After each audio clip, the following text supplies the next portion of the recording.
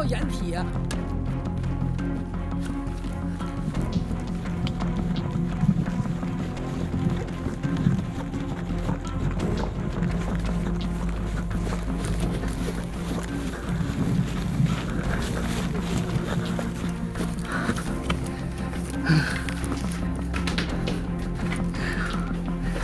刚才这不是炮声是吧？ถ้ามีเสียงมาตึ้งตั้งแบบเมื่อกี้ก็จะวิ่งเข้ามาในนี้มาอาศัยอยู่ในนี้มันหลบได้นอกจากว่ามันมาตรงจริงๆถ้ามันตกข้างๆมันก็เราก็ปลอดภัยอยู่ตรงนี้ครับ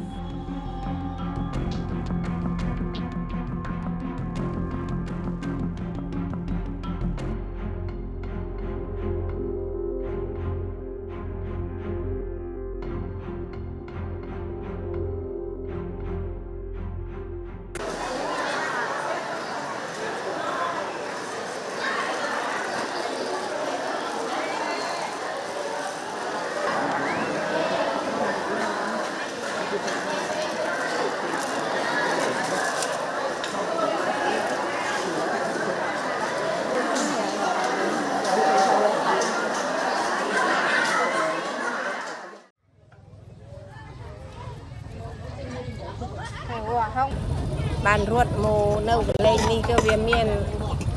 ตุยถาเวียลกาลเวียลเสรเวียลอุยเกรนโรมโฮบอุยบ้านโฮบเจนะ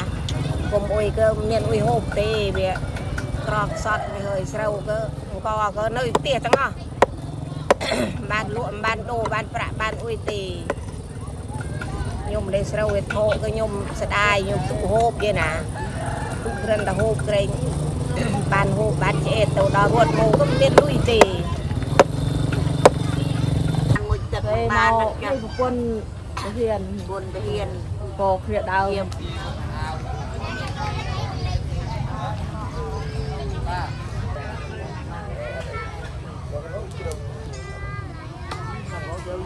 เดรวดโมนี่ก็ยมก็ได้เม็ดอุ้ยเต้ประกาก็อด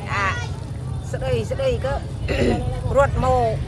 บ้านเนี่ยบ้านแต่ตู้โดยเปรย์จานที่นั่งนะบ้านนอกเองก็ประกาก็เมียนก็โมก็บ้านโคนโรไตรโรยบ้านเกลือนโฮบอัดลุยอัดกะติงกีก็บ้านโรเจเองเกลือนบ้านเธอโฮบอยโคนเจ้าโฮบ